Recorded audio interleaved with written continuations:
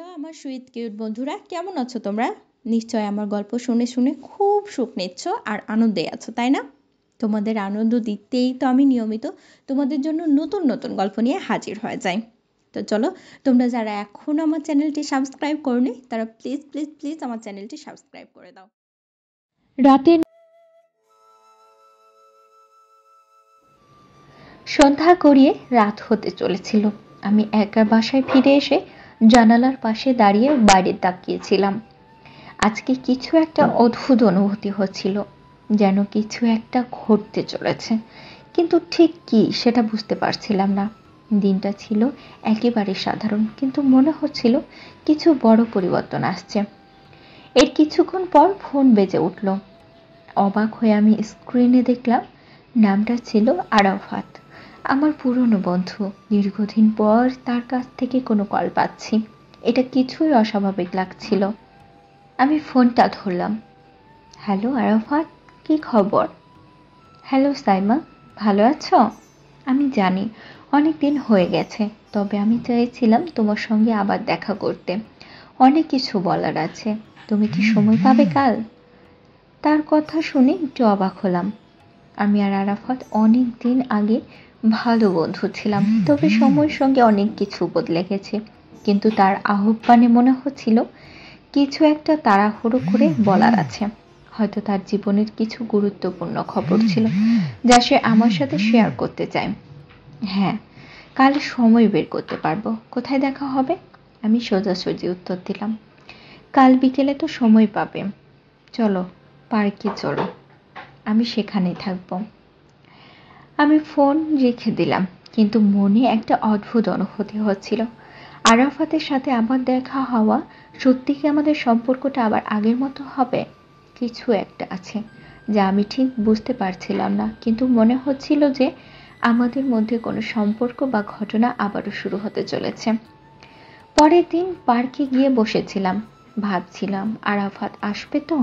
আমি জানি এটা শুধু একবারের কথা ছিল না, শুধু একটাই। আমি জানি এটা শুধু একবারের কথা ছিল না, কিছু একটা ছিল। কিছু মুহূর্ত পরে আরাফাত সামনে এসে দাঁড়ালো। হ্যালো সাইমা, কেমন আছো? আরাফাতের কণ্ঠে কিছুটা অস্পষ্টতা ছিল, তবে সে চেষ্টা করছিল স্বাভাবিক থাকতে। আমি মৃদু হেসে বললাম, ভালো, তুমি কেমন আছো? তারপর দুইজনেই কিছু সময় চুপচাপ বসে রইলাম, যেন কোনো কিছু বলার আগে আমাদের দুইজনেরই প্রস্তুত হতে হচ্ছে। অবশেষে আরাফাত কথাটা বলল, সাইমা, আমি অনেক দিন ধরে কিছু একটা অনুভব করছি। আমি জানি তুমি জানো না, কিন্তু আমি তো তোমার কাছ থেকে কিছু একটা শেয়ার করতে চাই। এমন কথার পর আমি নিজেও একটু উত্তেজিত হয়ে পড়লাম। এটা কি শুধুই বন্ধুত্বের ব্যাপার, নাকি আমাদের মধ্যে কিছু নতুন আরো বড় কিছু হতে চলেছে? আরাফাতের মুখ থেকে কথাগুলো শোনার পর আমার মনটা অদ্ভুতভাবে কাঁপছিল। আমি চাইছিলাম জানতে সে আসলে কি বলতে চায়, কিন্তু সেই অস্বাভাবিক নীরবতা কিছুক্ষণ বজায় থাকলো। মনে হচ্ছিল আরাফাত যেন কোনো একটি বড় সিদ্ধান্ত নিতে যাচ্ছে, আর তার জন্য হয়তো আমার মতামত। আমি অবশেষে সাহস করে তার দিকে তাকিয়ে বললাম, আরাফাত, তুমি কি বলতে চাচ্ছ? কিছু কিছু বলো, আমি শুনছি।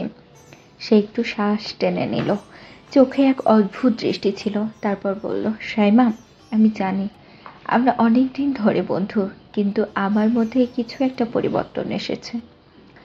আমি তোমাকে শুধু বন্ধু হিসেবে দেখছি না, অনেক দিন ধরে আমি অনুভব করছি তোমার প্রতি আমার কিছু একটা বিশেষ অনুভূতি আছে, যা আমি আগে বুঝতে পারিনি।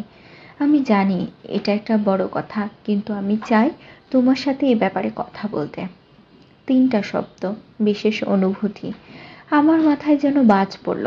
আমি কিছুক্ষণ চুপ ছিলাম, কারণ আমি কিছুটা অবাক হয়ে গিয়েছিলাম। আরাফাত, যাকে আমি এতদিন ধরে শুধু বন্ধু হিসেবে দেখেছিলাম, সে আজ আমাকে এমন কিছু বলছে যা আমার কাছে একেবারেই নতুন। আরাফাত, আমি কি ঠিক জানি না, তবে কি বলতে হবে সেটাও জানি না। আমি একটু ভেঙে পড়া কণ্ঠে বললাম, আমি জানি না কি অনুভব করছিলাম, নাকি সত্যি কিছু বুঝে উঠতে পারছিলাম না।